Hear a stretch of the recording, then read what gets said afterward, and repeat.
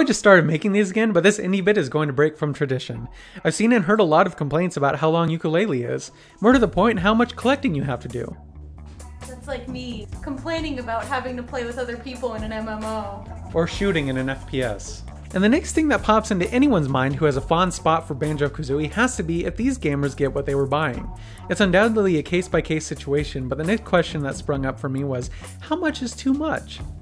In a genre such as a collect-a-thon, where the only objective is firmly baked into the name, can a developer go too insane with all the trinkets, doodads, and gems a player is expected to discover?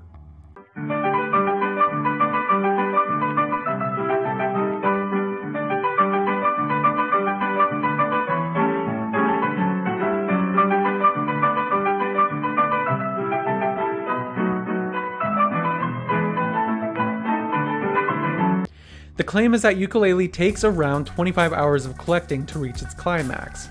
By comparison, according to howlongtobeat.com, Banjo-Kazooie's main story and side attractions take 14.5 hours to beat. Banjo-Tooie's requires 21 hours on average. That's between 5 to 10 hours of additional content in this game compared to the Banjo series. That's either a Chorus of Angels or a ticket to hell depending on who you are. Now, to make a complete admission, I've only now reached the second world after unlocking and then expanding the first, and the laundry list of items to collect and places still to explore is daunting at best. Reaching just the second hour, I was already starting to question if I could keep it up. But I don't blame the collecting for that. Yooka-Laylee managed to transform me. I was suddenly 8 years old, controller in hand, blinking indifferently at the aging clock. I didn't want it to end. In fact, I had all the time in the world to collect everything I could. The characters are all unique, their blubbering dialogue quickly goes from tedious to heartwarming. It's like remembering a forgotten language. The jokes and puns almost always had me grinning, but here's where it starts to go wrong. Playtonic's desire to call back to the old days wore thin by the end of the first world. There's a fine line between homage and obsession, and Yooka-Laylee crosses it at least once or twice.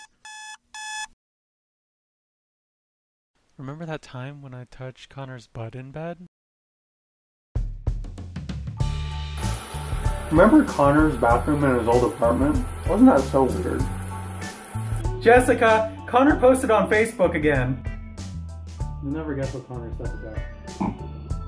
I'm leaving you. Connor would never say that.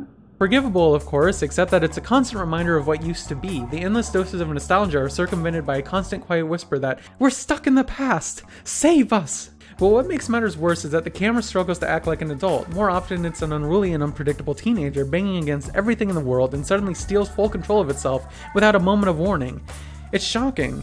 For a team of supposed veterans, they should know how vital a tolerable camera is. Not only that, but when this does happen, the controls don't translate as well as they should. You want to know how I know that? Because I also recently plowed through several hours of Nier Automata, another game that has no issue switching camera and control schemes on the fly, and that felt more natural than breathing most of the time. Several parts of Yooka-Laylee shine. They sing even, but archaic design choices make the game hobble. What should feel like a trip to Disney World starts to look more like Wisney-Dorld. The camera can no doubt be fixed with a patch, and maybe my opinion will change if it's still such a chore to explore certain places afterward. But as of now, the gears are starting to grind. My tires are losing air. I don't want them to. The clock has only struck 9 p.m. and my mom's ordering me to get in bed for school the next day. I'm okay with that. No need to sneak out of bed for a secret play session. I'll just come back to it tomorrow, if I get the chance.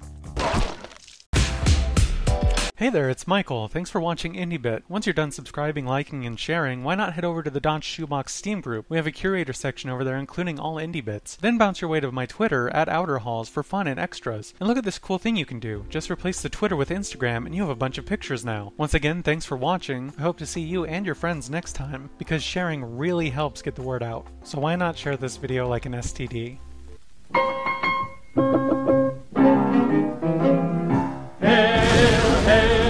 Gang's all here.